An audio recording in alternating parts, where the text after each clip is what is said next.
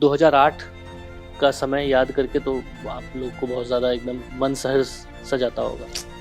2008 में तो याद करके हो ही जाता है, क्योंकि उस टाइम तो मैं छोटी थी हालांकि, लेकिन मुझे याद सब कुछ है।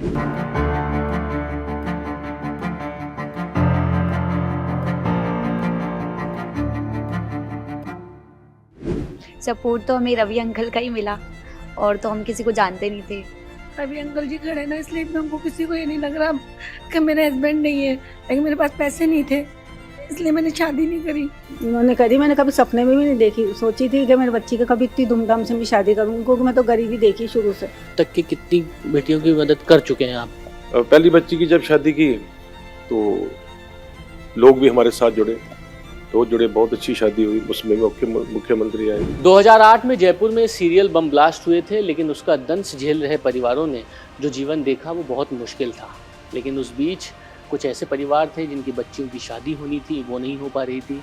इसकी पहल उठाई रवि नैयर द्वारा, और जो तमाम समाज के जो लोग हैं उन्होंने लगभग 9 बेटियों की उन्होंने शादी दी। 10वीं बेटी मुस्कान की शादी होनी, जिसमें मुख्यमंत्री से लेकर तमाम लोग भी आएंगे, और पूरी सर्व समाज की एक पहल है जिसमें इन बच्चियों की शादी होगी। कोई जयपुर बम ब्लास्ट में इन्होंने अपनों को खोया, इनके पिता उस ब्लास्ट में गुजर गए, और उसके बाद बहुत ही कठिन समय गुजरा। मुस्कान हमारे साथ मौजूद है। मुस्कान, 2008 का समय याद करके तो आप लोग को बहुत ज़्यादा एकदम मन सहर्ष सा जाता होगा। 2008 में तो याद करके हो ही जाता है, क्योंकि उस टाइम तो मैं छोटी थी हालांकि, लेकिन मुझे याद सब कुछ है। मैं सबसे बड़ी थी, क्योंकि उस टाइम पे मैं 11-12 साल की थी, तो मुझे अच्छे से याद है। तो दुख तो होता ही है, याद तो आती है, लेकिन ठीक अब है। आपकी शादी है, कितना सपोर्ट मिला? क्योंकि सपोर्ट के लिए जो गार्जियन थे वो तो उसमें नहीं रहे, लेकिन जिन लोगों का सपोर्ट मिला उनके लिए आप क्या कहेंगे? सपोर्ट तो हमें रवि अंकल का ही मिला, और तो हम किसी को जानते नहीं थे। तो रवि अंकल से जब हम लोग मिले तो रवि अंकल ने कहा कि ठीक है, मैं आपकी शादी की सारी जिम्मेदारियाँ उठाऊँगा, सब कुछ करूँगा, आपको कोई टेंशन लेने की ज़रूरत नहीं है। तो सपोर्ट सबसे ज़्यादा तो रवि अंकल का ही है इस शादी में। और मेरे पापा होते, वो भी ऐसी शादी नहीं कर पाते, वो भी नॉर्मल तरीके से ही शादी करते। मम्मी भी करती तो मम्मी भी नॉर्मल जो भी थोड़े बहुत लोगों में करती, लेकिन रवि अंकल की वजह से चलो मेरी इतनी अच्छी शादी हो पा रही है। तो सपोर्ट उनका ही है, और उन्हीं को थैंक यू है दिल से। कठिन समय गुजरा, क्योंकि सब कुछ बहुत चैलेंजिंग रहता है। देखो, कठिन तो होता ही है, जब घर में कोई सपोर्ट नहीं होता तो कठिन होता है। लेकिन मम्मी थी तो मम्मी ने हमको पढ़ाया लिखाया, सब कुछ कर लिया था। बाकी शादी के टाइम पे ये सपोर्ट ज़्यादा महसूस होता है कि अब कोई नहीं है आपके लिए सपोर्ट करने वाला, क्योंकि सिंगल लेडी के लिए शादी करना मुश्किल होता है। तो वो जो सपोर्ट है ना, वो रवि अंकल ने दिया। और जो हमारे जो ये 15 साल 16 साल निकले, वो उसमें तो चलो मम्मी हमारे साथ खड़ी थी, मम्मी ने हमको पढ़ाया लिखाया, सब कुछ हमारा सब कुछ किया। लेकिन जब अब जो मेन सपोर्ट हमें आज चाहिए था, जब जैसे मेरी शादी हो रही, तो तब पापा का सपोर्ट ज़्यादा महसूस हो रहा था कि अब क्या करें। अब मेरे पापा होते तो सब कुछ संभाल लेते, मम्मी को तो टेंशन लेने की ज़रूरत नहीं पड़ती।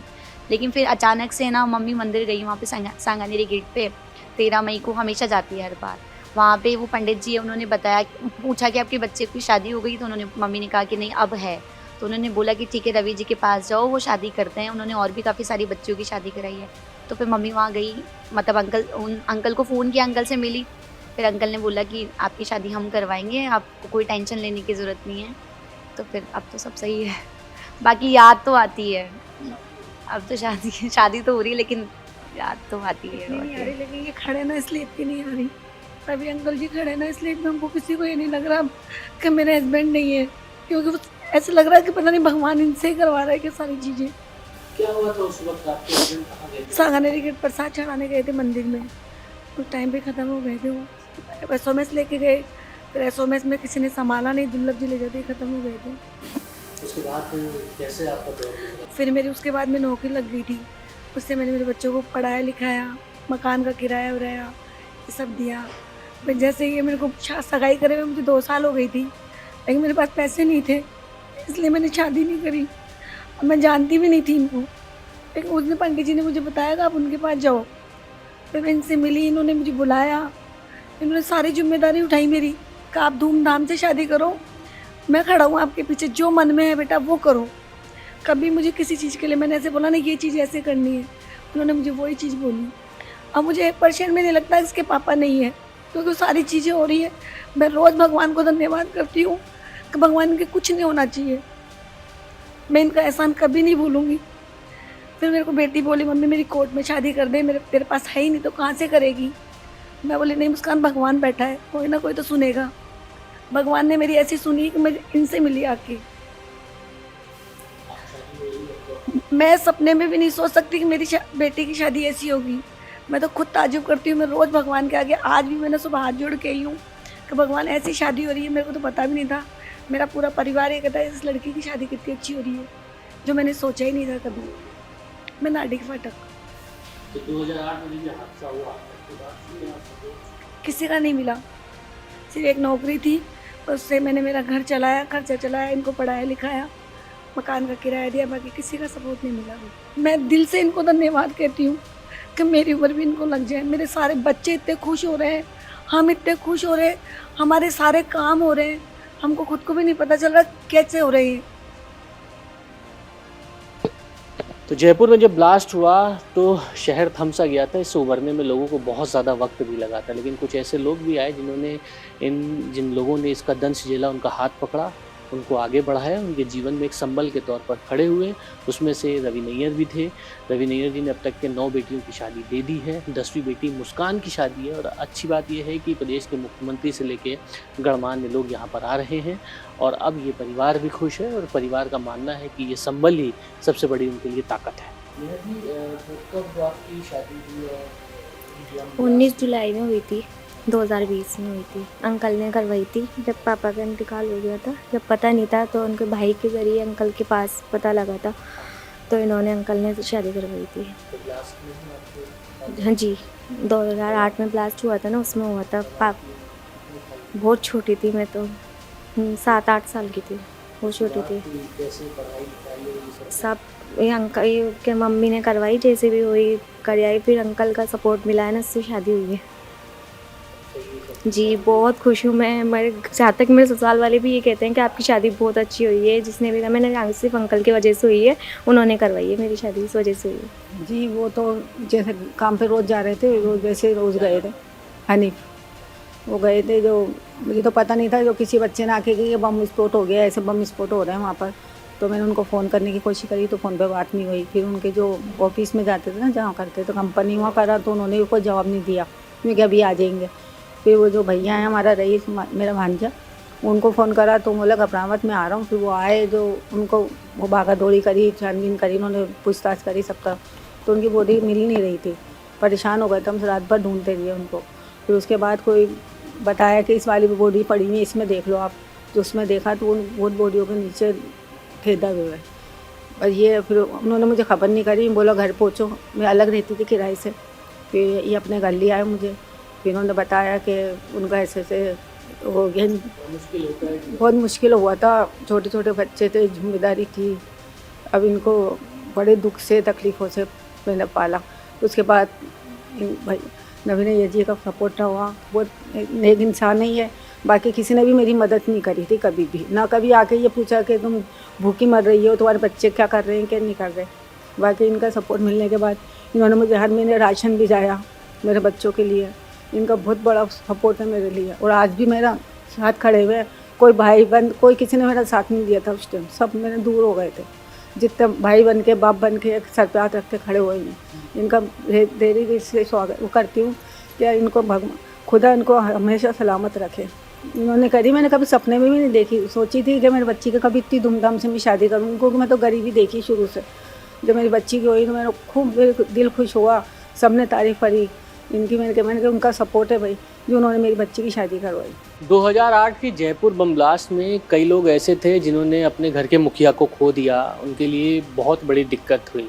लेकिन 2008 से 2025 के इस सफ़र में कई लोग थे जो धीरे धीरे आए, जिनके घर में बहुत ज़रूरतें थीं, और उनकी बेटियों की शादी भी जयपुर में रवि नैयर द्वारा कराई गई। रवि नैयर जी ने 9 बेटियों की शादी कर दी, और अभी भी जो भी जयपुर बम ब्लास्ट में जो घायल हुए या जो उनके परिवार में कोई गुजर गया है, उनसे कोई आता है तो उनकी बेटी की शादी का पूरा ज़िम्मा उठाते हैं। रवि नैयर इस वक्त हमारे साथ मौजूद है।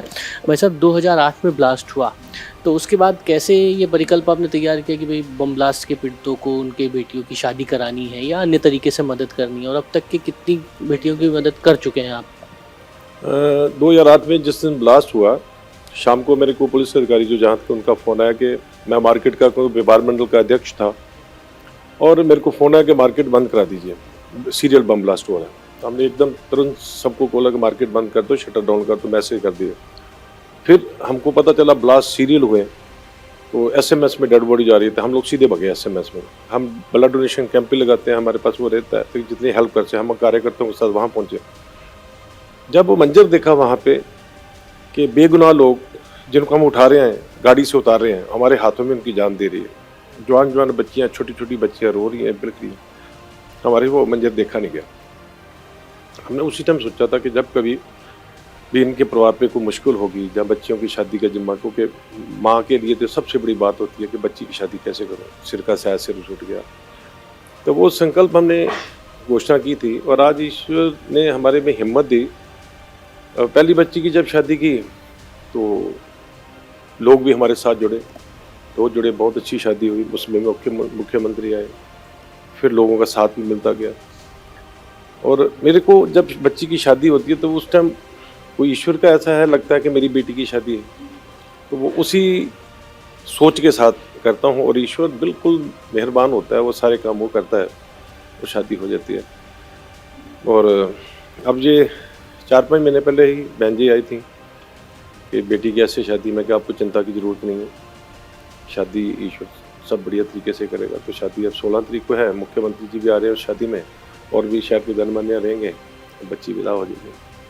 ये 10वीं बेटी है? ये 10वीं बेटी, उनकी भी शादी वैसे ही धूमधाम से आपने करा? मैं हर बार देखता हूँ कि जब हम कोशिश करते हैं कि पिछली बार से ये शादी और अच्छी होनी चाहिए तो होती ईश्वर।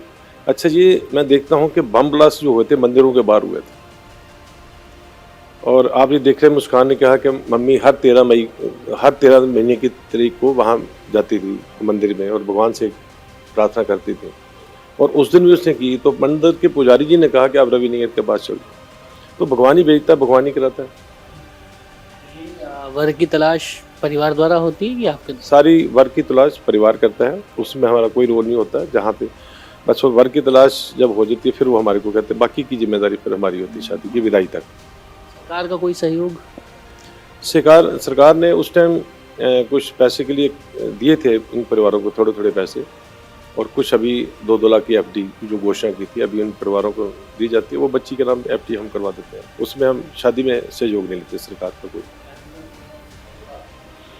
शादी का जो सारा सहयोग है हम सब, हमारी जो टीम है कार्यकर्ताओं की, हम मिलजुल के उस कार्यक्रम को करवाते हैं। वो अपने आप जनता आती है आगे बढ़ के, उसमें सहयोग करती है। अभी भी लोग आ रहे हैं क्या, मतलब जैसे इनको पता लगता हो तो क्या साल में अभी भी आ रहे हैं, या पहले के ही लोग हैं जिनके भी शादी? अभी थोड़े दिन पहले मैं एक मंदिर का कार्यक्रम था, मंगलवार था, और हनुमान जी के मंदिर में पोस्ट छोड़े का कार्यक्रम, मैं मंदिर से अभी नीचे उतरा हूँ तो एक महिला का फोन है कि मैंने भी अखबार में पढ़ा, उस मुस्कान की मेरे पति की भी बम ब्लास्ट में डेथ हुई है, अगले महीने शादी। मैंने उसको, बहन अब 2-3 महीने रुक जा, अगर वो कर सकते हैं, अगर तूने तय कर लिया, कभी तय नहीं की तो मैं फिर 2-4 महीने रुक जाओ, तो वो भी करेंगे। तो ऐसे जैसे जिसको पता चलता वो आते हैं, तो हम लोग उसी मूड में रहते हैं जैसे पहली बच्ची की शादी की थी। हमारे लिए सब बच्चियाँ बराबर हैं। रवि नैयर हैं जिन्होंने बताया कि 2008 के बाद ये सतत प्रक्रिया चल रही है कि बम ब्लास्ट में जो कोई भी जिन्होंने अपने लोगों को खोया, उसके घर में अगर कोई ज़रूरत है, कोई वो आता है तो उसकी पूरी तरीके से मदद की जाती है, वैसे ही जैसे 10 बेटियों की शादी इन्होंने अभी तक के करवा दी है। दिनेश कुमावत के साथ मनीष भट्टाचार्य, इंडिया टीवी, जयपुर।